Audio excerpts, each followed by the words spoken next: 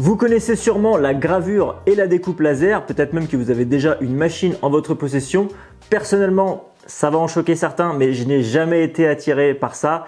Et manifestement à tort parce que depuis que j'ai testé, j'ai clairement changé d'avis. La marque Ortur m'a récemment envoyé leur tout dernier modèle et je leur en remercie. Il s'agit de la Laser Master 2 Pro S2 pour série numéro 2. Vous avez peut-être déjà vu des vidéos de test de la Master 2 Pro tout court et pour faire simple, c'est à peu près la même chose, mais en mieux. Plus concrètement, la S2 a principalement été améliorée au niveau du laser lui-même. On est sur une puissance de laser de 20 watts, donc autant dire qu'on commence sérieusement à discuter puisque avec 20 watts, on est déjà à un certain niveau. L'intérêt d'un tel niveau de puissance, c'est surtout pour la découpe puisque le laser mettra beaucoup moins de temps à découper. Tout simplement. Sa conception diffère légèrement de son petit frère avec un capot de protection aimanté qui est beaucoup plus pratique, surtout pour effectuer le réglage de focus du laser, c'est-à-dire la distance optimale entre le faisceau et le support à travailler. C'est un peu comme un appareil photo en fait. Si le focus est mal réglé, l'image sera floue. C'est la même chose ici. Si le laser est mal réglé, la gravure sera imprécise et la découpe prendra beaucoup plus de temps puisque le faisceau du laser ne sera pas concentré en un seul point. La précision du laser a également été optimisée puisque à distance égale, on est sur un faisceau qui est beaucoup plus fin que son prédécesseur. Concernant le montage et l'installation, c'est facile et relativement rapide. Une bonne partie de la machine est déjà montée d'usine, donc c'est plutôt un bon point. Par contre, le problème, c'est la notice de montage. Celle au format papier qui est inclus dans le carton est incompréhensible, c'est pas clair du tout. Je vous conseille d'utiliser plutôt le format numérique qui est beaucoup plus complet et beaucoup plus détaillé. Je vous ai d'ailleurs mis le lien direct en description si vous souhaitez jeter un œil.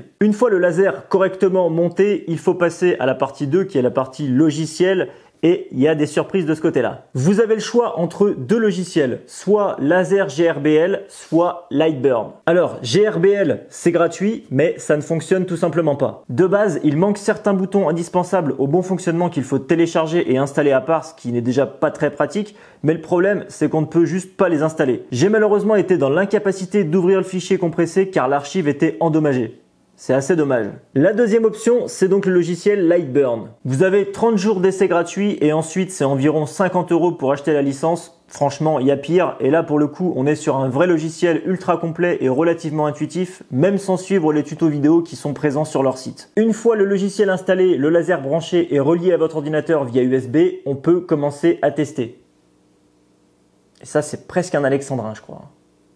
Pas loin. Pour mes tests, j'ai fait ça sur du médium et du contreplaqué en 3 mm d'épaisseur, que ce soit pour la gravure et pour la découpe, mais vous pouvez aussi utiliser tout un tas d'autres matériaux, comme par exemple du plastique, du verre, du cuir, du métal, etc. Il y a vraiment pas mal de choix. En premier lieu, j'ai dessiné les côtés d'une petite boîte assemblée avec des queues droites sur mon logiciel Fusion 360. Et là aussi, je vous conseille de faire vos dessins, si vous faites des dessins un petit peu spécifiques, faites des dessins sur un logiciel dédié, parce que sur Lightburn, c'est pas vraiment fait pour et vous allez être très vite limité. À ce propos, si la conception 3D vous intéresse, j'ai fait une formation complète sur le logiciel Fusion 360 justement qui est disponible sur mon site. Vous avez le lien dans la description. Une fois le dessin importé dans Lightburn, on lance la découpe et c'est parti.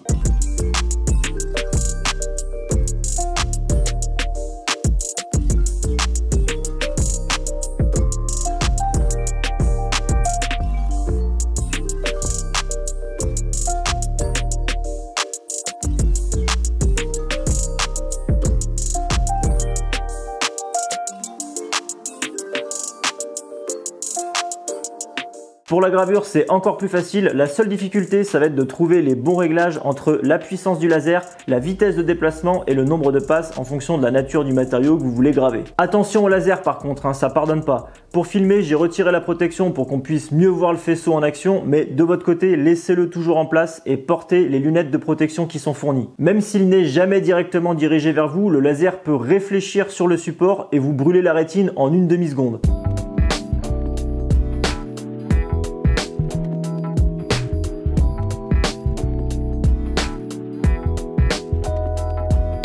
J'ai également fait un test de gravure d'une image, mais là pour le coup, j'ai clairement pas utilisé les meilleurs réglages. Sachez que ce laser pourra graver n'importe quelle photo avec un degré de précision vraiment impressionnant, Tout est une question de paramètres. Pour le dernier test, j'ai effectué une découpe en spirale dans du contreplaqué de 3 mm. La fonction cadrée permet de prévisualiser précisément la zone de travail du laser en fonction de la taille du dessin que vous aurez défini dans le logiciel. Si vous avez vu ma vidéo sur le bois gonflable, vous comprendrez tout de suite le genre de choses qu'on pourrait faire avec une découpe spirale comme celle-ci. Et si vous ne l'avez pas vu, eh bien vous savez ce qu'il vous reste à faire.